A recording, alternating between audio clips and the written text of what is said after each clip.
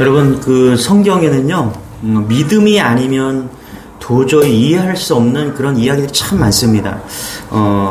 예를 들어서 뭐 다윗의 물맷돌 3m가 되는 그런 거인 장수를 물맷돌 5개로 물리치는 사건이나, 또 에스겔의 마른 뼈들이 살아나서 여호와의 군대가 되거나, 또 형들의 미움을 받던 요셉이 어느 날 갑자기 애굽의 국무총리가 되는 그런 일들, 이런 일들이 믿기 어려운 일들이 참 많이 있습니다.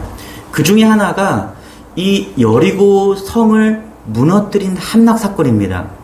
여러분, 이것도 참 불가능한 사건인데요.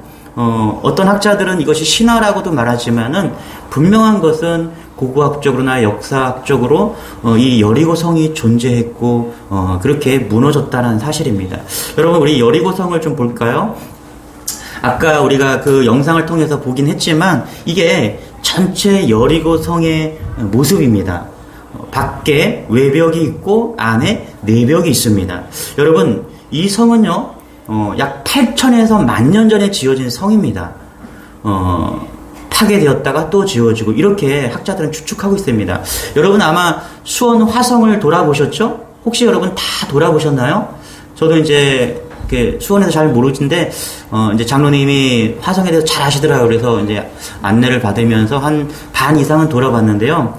수원 화성이 크기가 116,000 평이래요. 11만. 제가 계산을 해보니까 116,000 평이 나오더라고요. 그런데 이 여리고성은 970만 평. 그러니까 화성보다 조금 작은 성이 여리고성인 거예요. 아마 여리고성, 이 수원 화성을 다 돌아보신 분들이 아마 얼마나 시간이 걸리는 거 대충 나오실 거예요. 한 2시간이면 돌지 않나요? 그죠? 장로님? 네, 2시간이면 우리 일반 사람들의 걸음으로 아마 돌을 수 있었을 거예요. 그러니까 이 여리고성을 돌았다 그러면은 한 2-3시간이면 충분히 돌았다라는 것이죠. 이 성이 얼마나 견고한 성이냐면요. 자, 이렇게 되어 있습니다.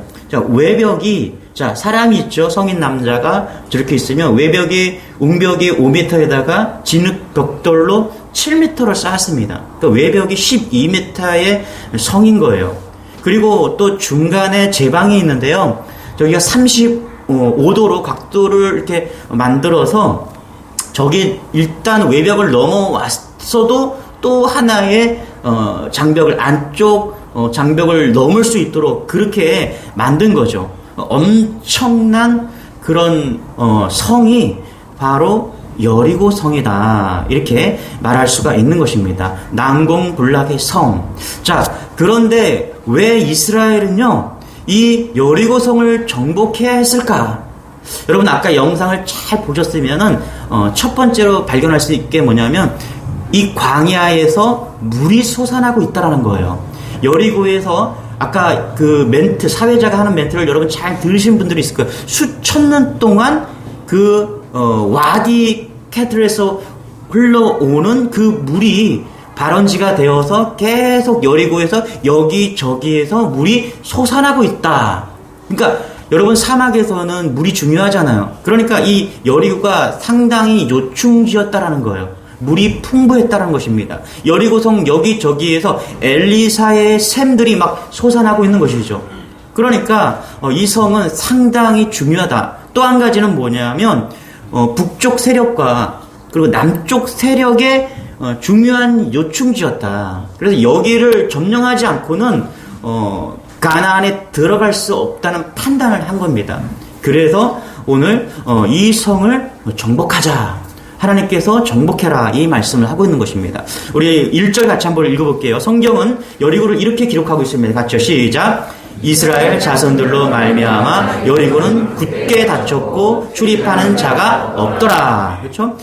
여리고는 상징적으로 이 굳게 닫혔다는 게 뭐냐면 난공불락의 성이었다. 여러분, 인간적인 방법으로 도저히 무너뜨릴 수 없는 성, 바로 그 성 앞에 이스라엘 백성들이 이제 광야를 지나서 그 앞에 있다라는 것입니다. 여리고성은요 난공불락의 성이기 때문에, 아니 불가능한 일이기 때문에 여러분, 이것이 무너짐을 통해서 우리에게는 놀라운 영적 인사이트가 있는 것입니다. 자, 2절 같이 한번 읽어볼게요. 시작. 여호와께서 이르시되 보라 내가 여리고와 그와 왕과 용사들을 내 손에 넘겨 주었으니. 아멘. 내가 여리고와 그 왕과 용사들을 내 손에 넘겨 주었으니. 여기 보면은 뭐라고 쓰고 있어요? 넘겨 주었대요. 미래의 완료형을 쓰고 있습니다. 여러분, 우리는 이기기 위해 싸우는 것이 아니라 우리가 싸우는 이 싸움들은, 믿음의 싸움은 이미 이긴 줄 믿으시기 바랍니다. 말씀을 붙들면요, 하나님은 분명히 이길 거야, 이게 아니라 벌써 이겼어, 이렇게 확신을 주십니다. 여러분, 이 영적 세계는요, 이길 거야 가지고서는 갈 수가 없습니다. 너무 흐릿해요. 미래의 예측 가지고는 이길 수가 없어요. 가다가 포기합니다. 왜? 눈에 보이지 않기 때문에. 그러나 믿음으로 가는 자는요, 믿음으로 나아가는 그 영적 싸움은, 하나님의 말씀을 붙들고 가는 자는요, 어떤 믿음을 가지고 가냐? 이미 이겼어 라는 확신 가지고 가는 것입니다. 이것이 말씀이 주는 확신입니다. 여러분, 이런 말씀의 확신이 있기를 소망합니다. 하나님께서는요, 엿새 동안 언약궤를 앞세우고 여리고 성을 돌기만 하라 하시고, 마지막 일곱째 날에는 7번을 돌고 제사장들이 나팔을 불며 큰 소리를 지르라고 말씀하셨습니다. 여러분, 왜 이런 이상한 지시를 하셨을까요? 이런 은혜가 있어요. 첫 번째는 하나님의 말씀대로 사는 훈련을 계속해서 시키고 있다는 것입니다. 여러분, 하나님의 백성은요, 무슨 일이 있어도 하나님의 말씀대로 살아야 합니다. 하나님의 말씀을 잘 몰라서 하나님의 말씀대로 살지 못하는 것이 아니라, 우리는 하나님의 말씀을 알긴 알아요. 그러나 말씀대로 살지 않을 때가 너무나 많은 거예요. 안 돼요. 힘들어요. 너무 쉽게 포기합니다. 왜 그러냐면요, 우리는 간과하고 있는 것이 있는데, 그것이 뭐냐 하면 하나님의 말씀대로 사는 훈련이 없기 때문이라는 거예요. 여러분, 이스라엘 백성들이 광야에서 40년 동안 훈련받은 것이 딱 하나가 있습니다. 그것이 뭐냐 하면 말씀대로 사는 훈련이에요. 광야 40년 동안 이스라엘 백성들이 터득한 것 오직 하나, 말씀대로 살자. 순종. 그것이 이기는 것이다. 이스라엘 백성들은요, 싸워서 이기는 것이 아니라 순종해서 이기는 법을 배운 것입니다. 여러분, 성도는 싸워서 이기는 것이 아닙니다. 순종해서 이김을 믿으시기 바랍니다. 우리 2절에 이렇게 얘기합니다. 그 왕과 용사들을 내 손에 넘겨 주었으니. 뭐예요? 하나님께 순종하면 얻는다라는 거예요.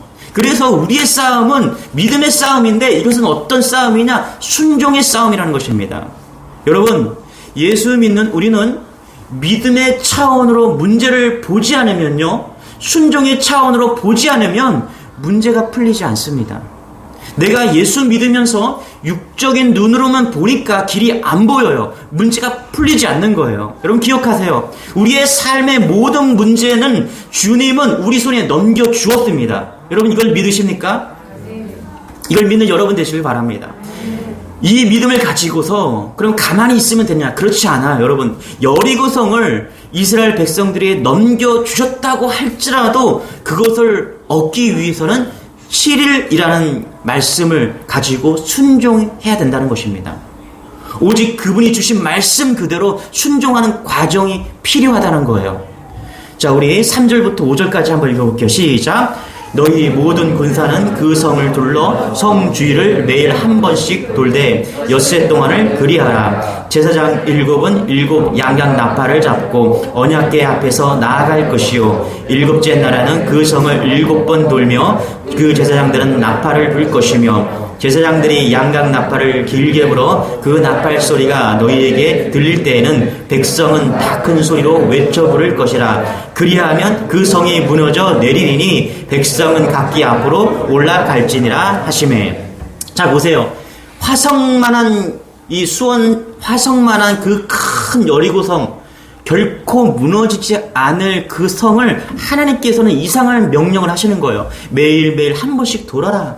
6일 동안 돌고 7일째는 7번 돌면서 소고함을 질러라. 이렇게 3절에서 5절 말씀하신 겁니다. 그리고 여러분, 6절에서 9절을 보면요, 하나님이 말씀하신 그 말씀을요, 여호수아가 그대로 그 백성들에게 말씀합니다. 이게 순종이에요, 여러분. 하나님이 말씀하셨어요, 1초적으로. 누구에게? 여호수아에게. 그 말씀을 받은 여호수아가 이스라엘 백성들에게 토시 안에 안 틀리고 그대로 이야기를 하는 겁니다. 전쟁의 방법을 이야기하는 거예요. 6절이 이렇게 얘기합니다. 눈의 아들 여호수아가 제사장들을 불러 그들에게 이르되 무엇을 이루었어요? 말씀했어요? 하나님이 말씀하신 3절에서 5절에서 말씀하신 그거를 여리고성을 점령하는 방법을 그대로 말씀해 주는 거예요. 6일 동안은 한 바퀴를 돌고 7일째는 7바퀴를 돌아라. 여러분, 하루는 그러려니 하고 여리고성을 돌 수가 있어요. 그런데 이틀째도 또 그렇게 도는 겁니다. 3일째도 그렇게 합니다. 자, 여러분, 여리고성에 있던 그 안에, 성 안에 있던 적들은 이스라엘 백성들을 보면서 뭐라고 할까요? 아마 그렇지 않았을까요? 좀 미친 거 아니야, 쟤들? 광야에서 막 그렇게 40년을 막 헤매고 나니까 쟤네들 더위 먹었나 봐. 그쵸?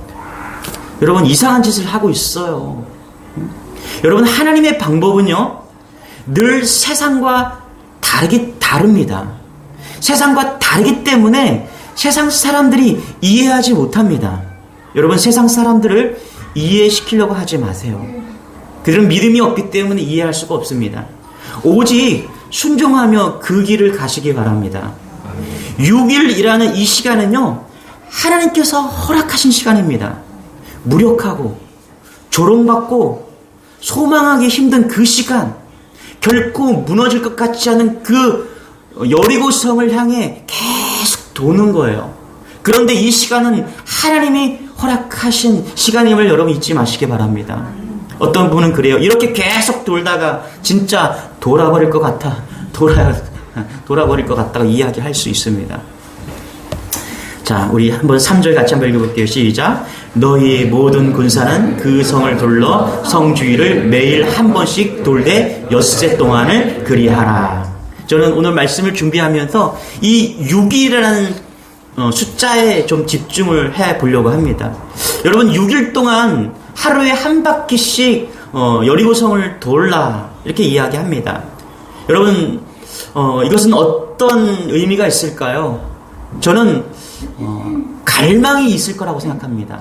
여러분, 6일 동안 매일 한 바퀴씩 여리고성을 돈다는 거는요, 이스라엘 백성에게 갈등의 소지가 있었을 거예요. 그러나 순종하고 그 여리고를 돌기 시작한 그 순간부터 그들의 심령에는 갈망이 일어났을 것입니다.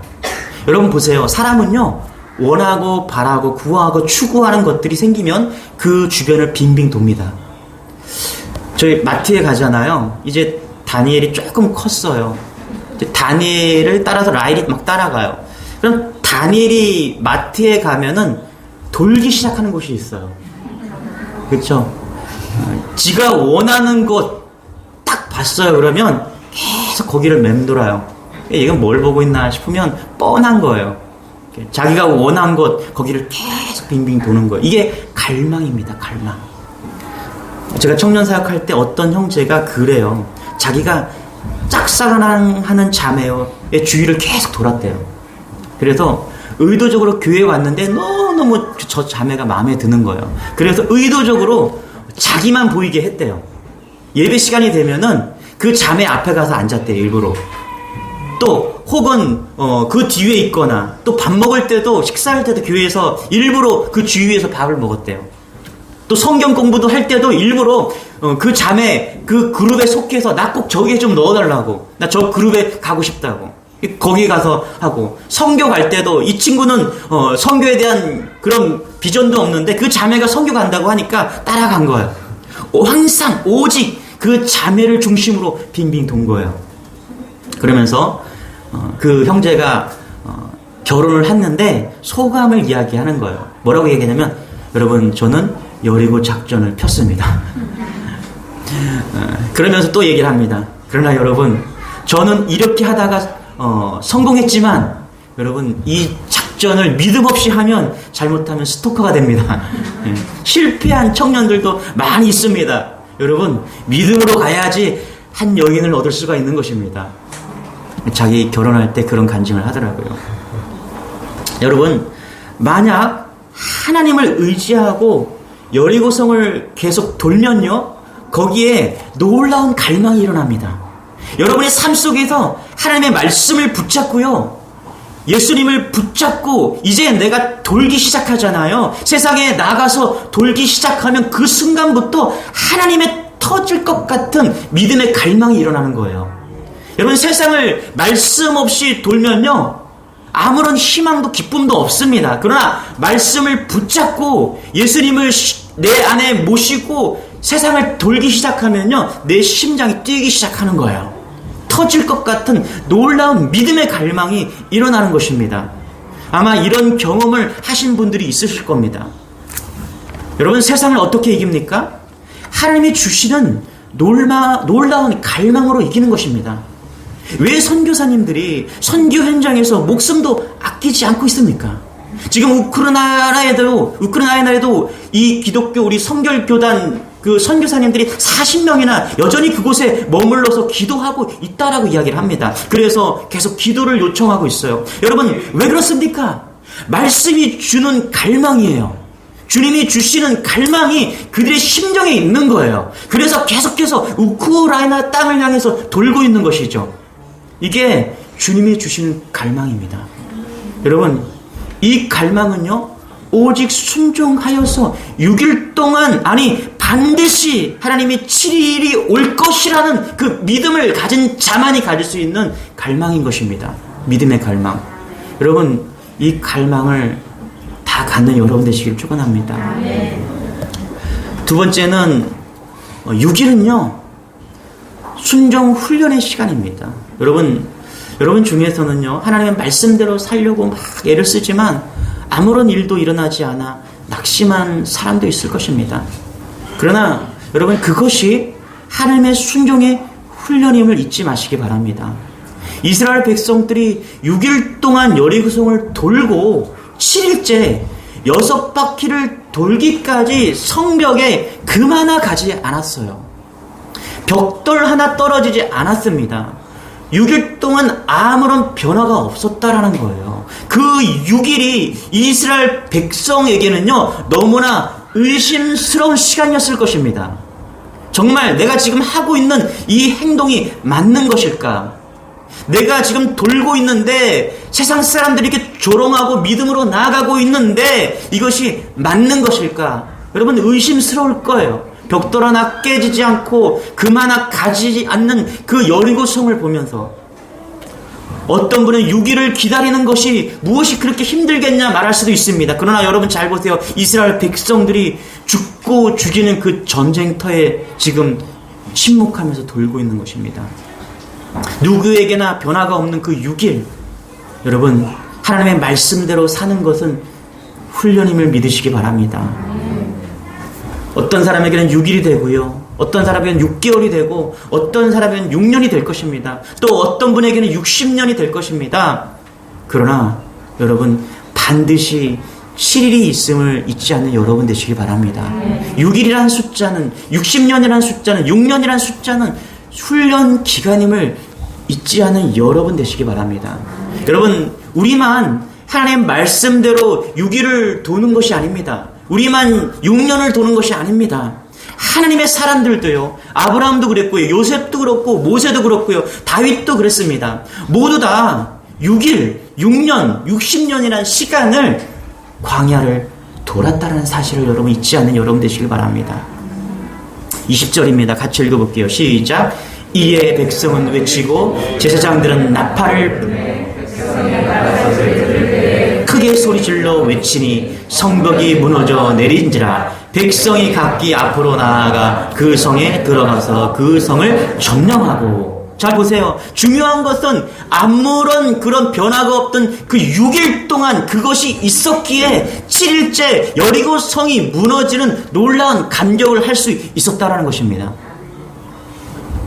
여러분, 6일은요, 그래서 침묵하고 주님을 바라보는 시간입니다. 10절에 뭐라고 합니까? 이 성을 돌되 뭐라고요? 아무 말도 내지 말라. 그렇죠? 이스라엘 백성들은 아무런 일도 일어나지 않는 성벽을 13바퀴나 돌았습니다. 그런데 6일 동안 돌면서 아무 말도 하지 말래요. 너희 입에서 아무 말도 내지 말라. 하나님께서 왜 이렇게 말씀하실까요? 여러분, 이스라엘 백성들은 잘하는 것 하나가 있었습니다. 그게 뭐냐 하면 불평과 원망이에요. 이스라엘 백성들이 가장 잘하는 것은요, 불평과 원망이었습니다. 그래서 여러분, 출애굽하면서 처음에 나왔던 그 1세대들이 광야에서 다 죽고 가나안에 들어갈 수 없는 그런 상황까지 벌어진 것입니다. 여러분, 그런데요, 이 이스라엘 백성들뿐만 아니라 우리도 그런 존재임을 잊지 마시기 바랍니다. 우리 인간 자체가 불평과 불만의 존재라는 거예요. 내게 고난이 찾아오고 6일의 시간이 찾아오면 이스라엘 백성들과 다를 것이 없는 것이 우리라는 것입니다.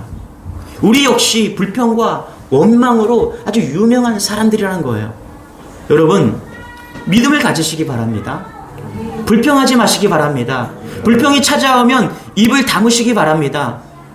마음의 문을 닫으시기 바랍니다. 주님을 바라보시기 바랍니다. 불평이 찾아올 때 우리가 해야 될 일은 뭐냐 하면 주님을 바라보는 것입니다. 여리고성의 사람들은 비웃었을 것입니다. 처음에 조롱했을 거예요. 둘째 날, 셋째 날. 근데 시간이 지날수록 두려워졌을 거예요. 광야에서 수많은 어려움과 적들을 물리치고 여기까지 온 이스라엘 백성들의 소문은 사방에 퍼져 있었을 것입니다.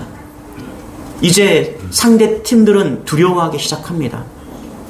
여러분, 침묵하면서 영적으로 나아가야 됩니다. 만일 이스라엘 백성이 6일 동안 여리고성을 돌면서 부정적인 말을 하기 시작하면서 여호수아에 대한 신뢰가 깨어지고 하나님에 대한 향한 믿음이 깨어졌다면 7일은 그들에게 7일은 오지 않았을 것입니다. 하나님은 너무너무 잘 알고 계세요. 여러분, 나에게 훈련이라는 시간이 찾아왔다. 6일이라는 시간이 찾아왔다. 그때 우리가 해야 될 일은 뭐냐 하면 입을 다물고 주님을 바라보는 시간입니다. 자, 우리 8절 9절 같이 한번 읽어볼게요. 시작. 여호수아가 백성에게 이르기를 마침에 제사장 7은 양각 나팔 7을 잡고 여호와 앞에서 나아가며 나팔을 불고 여호와의 언약궤는 그 뒤를 따르며 그 무장한 자들은 나팔 부는 제사장들 앞에서 행진하며 후군은 그의 뒤를 따르고 제사장들은 나팔을 불며 행진하더라. 잘 보세요. 이스라엘 백성에게는 두 가지 종류의 나팔이 있었습니다. 하나는 은나팔이고요. 하나는 양의 뿔로 만든 양각 나팔이에요. 여러분, 은나팔은요, 우리 한번 볼까요? 은나팔은요, 전쟁을 알리는 신호입니다. 그리고 양각 나팔은요, 왕의 입성을 알리거나 희년의 절기를 알릴 때, 그리고 예배 드릴 때 쓰는 나팔입니다. 그런데 여기 보면은 오늘 8절 9절에 보면은 뭐라고 이야기합니까? 무슨 나팔을 불라고 합니까? 양각 나팔을 불라고 이야기를 합니다. 여러분, 전쟁에 나아가면요, 은나팔을 불러야 돼요. 은나팔을 불러서 이제 우리가 전쟁에 나아간다, 이렇게 전쟁을 알려야 돼요. 그런데 양각 나팔을 불고 있다는 것입니다. 여러분, 이것이 무엇이 상징합니까? 이 전투는 육적인 전투가 아니라 영적인 전투라는 것을 말하고 있는 것입니다. 그러니까 여리고성은 예배를 통해서 무너뜨리라는 것입니다. 여러분, 우리가 세상을 이기는 방법은요, 양각 나팔을 불고 거기를 바라보는 것입니다. 여러분, 왜 양각 나팔을 불어야 됩니까? 양각 나팔을 불지 않아도 하나님은요, 그냥 이길 수가 있습니다. 그러나 양각 나팔을 부는 이유는 그 양각 나팔 소리를 들을 때 이스라엘 백성들은 아는 거예요. 아, 하나님이 하시는구나. 아, 하나님이 말씀하시는구나. 우리가 6일 동안 도는 이 과정에 하나님이 함께 하시는구나. 이스라엘 백성들은 그 양각 나팔을 듣는 순간 그들이 바라봐야 될 것이 불평과 원망과 두려움이 아니라 하나님이라는 것을 지금 인지한 것입니다. 여러분, 우리는 양각 나팔 소리를 들어야 됩니다. 나는 예배자라는 거예요. 내가 양각 나팔을 듣는 순간 우리는 깨닫게 되는 거예요. 내가 예배자구나. 나는 주님을 바라봐야 되는구나. 그럴 때 우리가 이 세상을 승리할 수 있다는 것입니다. 여러분, 예배가 살아있는 교회가 가장 강합니다. 하나님의 양각 나팔 소리를 들을 수 있는 교회가 가장 강한 교회입니다. 여러분의 가정이 어떤 가정이 되기를 소망합니까? 하나님의 양각 나팔 소리를 듣는 가정이 되기를 축원합니다. 예배가 살아있는 인, 절대 함부로 못 건드리는 사람이라는 것입니다. 우리 4절 같이 한번 읽어볼게요. 시작. 제사장 일곱은 일곱 양각 나팔을 잡고 언약궤 앞에서 나아갈 것이요 일곱째 날에는 그 성을 7번 돌며 그 제사장들은 나팔을 불 것이며. 자, 뭐라고 그랬어요? 4절에 보니까 그렇게 7째 날 양각 나팔을 불면서 하나님의 언약궤를 바라보고 나아가라고 이렇게 말씀하십니다. 여러분, 제가 언약궤에 대한 설교를 한 적이 있어요. 언약궤가 무엇입니까? 하나님을 상징하는, 하나님의 임재를 상징하는 거라고 말씀했잖아요. 여러분, 어떠한 상황이 오더라도 하나님의 양각 나팔 소리를 듣고 하나님의 언약궤를 바라보면서 나아가시기 바랍니다. 김용희 선교사님, 여러분 잘 아실 텐데요. 이 김용희 선교사님이 한 선교사 모임에 말씀을 전하러 갔다가 선교사님들이 나누는 대화를 듣고서 너무 낙심했던 이야기를 하셨습니다. 뭐라고 선교사님들이 말씀하시냐면 이제는 너무 지쳤다라는 거예요. 더 이상 하나님의 사랑이 느껴지지가 않는다라는 거예요. 이제는 은혜 받는 것이 무섭다라고 이 선교사님들이 오랜 시간 선교를 하고 돌아와서 낙심되어 있는 그 소리를 들은 거예요. 여러분, 은혜를 막 사모하는 사람들에게 말씀을 전하는 것도 쉽지가 않아요. 그런데 저렇게 낙심한 선교사님들에게 무슨 말을 전해야 될까? 잠이 오지가 않았다라는 거예요. 그런데 여러분, 기도 중에 갑자기 깨달아진 것이 있었다라는 거예요. 뭐냐면 그것은 그렇게 말하지만은, 우리는 그렇게 말하지만은 하나님께서는 결코 그렇게 말씀하지 않으신다라는 거예요. 여러분, 솔직히 하나님께서 우리를 보실 때 이제는 지쳤다. 더 이상 아무 느낌도 없어. 내가 너를 볼 때 너만 보면 이젠 무섭다.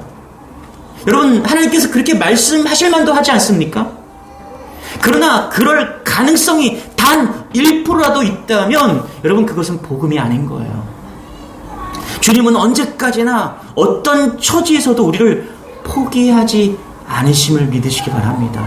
그것이 복음이고요, 그것이 십자가라는 것입니다. 이 주님을 바라보는 자만이 변함없는 유기를 흔들리지 않고 순종할 수 있는 것입니다. 여러분, 흔들리지 않는 믿음으로 주님을 바라보는 여러분 되시길 축원합니다. 우리 20절 다시 한번 읽어볼게요. 시작. 이에 백성은 외치고 제사장은 나팔을 불매 백성이 나팔 소리를 들을 때에 크게 소리 질러 외치니 성벽이 무너져 내린지라. 백성이 각기 앞으로 나아가 그 성에 들어가서 그 성을 점령하고. 여러분, 6일이 있었다면 가장 중요한 것은 7일이 존재한다는 사실을 잊지 마시기 바랍니다. 6일이란 시간이 훈련의 시간이었고요, 침묵의 시간이었다면 7일째는 함성을 지르는 시간입니다. 7일은 하나님의 놀라운 역사를 경험하는 시간입니다. 여러분, 이걸 믿으시기 바랍니다. 7일이라는 숫자, 여러분, 하나님께서는 의도적으로 6일과 7일을 계속적으로 대조하고 있어요. 잘 보세요. 4절에 보니까 제사장 7은 7 양각 나팔을 잡고 이렇게 말해요. 여러분, 제사장 7은 나팔을 잡고 이렇게 말할 수도 있어요. 그런데 성경은 7 제사장이 7 양각 나팔을 잡고 뭐라 그래요? 언약궤 앞에서 나아갈 것이요 7째 날에는 그 성을 7번 돌며. 여러분, 7번요 이스라엘 백성들에게 성경에서 7은요 하나님의 완전수입니다. 앞에 6일은 불완전해요. 앞에 6일은 고난입니다. 6일은 침묵의 시간입니다. 그런데 우리가 바라봐야 될 그 숫자, 예수 그리스도가 완성한 그 완성수 7, 이것은 하나님의 숫자인 거예요. 우리가 바라봐야 될 숫자인 것입니다. 여러분, 이 6일이 아니라 7일을 바라보는 여러분 되시길 바랍니다. 6일이 아니라 7일을 잘 해석하는 여러분 되시길 바랍니다. 6일을 넘는 자만이 7일의 영광이 있는 것입니다. 할렐루야. 이것을 기억하는 여러분 되시길 바랍니다. 말씀의 결론을 좀 맺겠습니다. 여러분, 이스라엘 백성은요, 광야 40년을 지나면서 계속해서 공격해오는 것에 방어만 했습니다. 한 번도 그들이 누구를 공격한 적이 없어요. 그런데 이제부터 가나안에 들어오면서부터 성들을 하나씩 부수는 공격하는 입장이 되었다는 것이에요. 그렇다면 여러분, 전략적으로 이스라엘이 강해서 그들이 남을 공격할 수가 있습니까? 아니에요. 분명히 가나안 땅의 전력이 훨씬 셉니다. 그런데 하나님은요, 이 난공불락의 성 여리고부터 시작해서 아이성부터 시작해서 이제 계속해서 진군에 나아가라고 말하고 있습니다. 여러분, 여기에 영적인 인사이트가 있는 거예요. 여러분, 이제 코로나로 한국교회는 참 많이 움츠렸어요. 어떤 분은 그래요. 어떤 목사님은 그래요. 버티기만 해도 잘하는 거야. 그런데 여러분 잘 보세요. 예수님께서 이미 십자가에서 모든 것을 다 완성해 놓았고요. 7일이라는 완성수를 우리에게 보여주셨습니다. 버티기만 해, 방어만 해, 너나 잘해. 사단은 계속해서 이렇게 속삭이고 있지만 우리가 붙들어야 될 것은 영적인 공격입니다. 할렐루야. 영적인 전쟁을 치르는 거예요. 외부적으로는 방어를 하고 있는 것처럼 보이지만 우리가 해야 될 것은 영적인 진군을 해 나가는 것입니다. 이제 공격의 타이밍이 온 겁니다. 여러분, 무너져 있는 영혼이 있습니까? 낭망한 영혼이 있습니까? 그들을 사랑으로 공격하시기 바랍니다. 그들을 위해 기도로 공격하시기 바랍니다. 그들을 세워주는 것으로 공격하시기 바랍니다.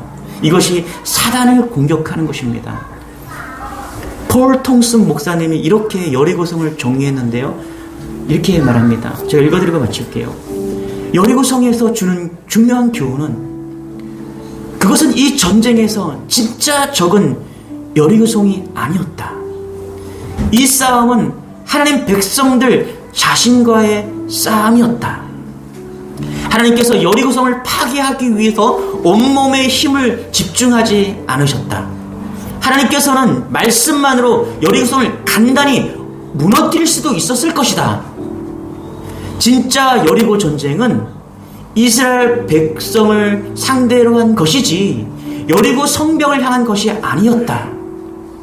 여리고성을 정복하려고 한 것이 아니라 이스라엘 백성들의 마음을 정복하기를 원하셨던 것이다. 가장 무서운 영적 전쟁이, 가장 무서운 여리성 같은 장벽이 우리의 마음에 있기 때문이다. 그것이 우리의 두려움이고, 그것이 우리의 분노이고, 그것이 우리의 절망이다. 그것이 우리의 상처이다. 그것이 우리의 교만이다. 미래에 대한 두려움이다. 돈 욕심, 음란, 외로움이다. 비난과 곡해의 마음이다. 하나님은 이 마음을 정복하기 위해서 6일을 걷게 하신 것이다. 6일을 침묵하게 하신 것이다.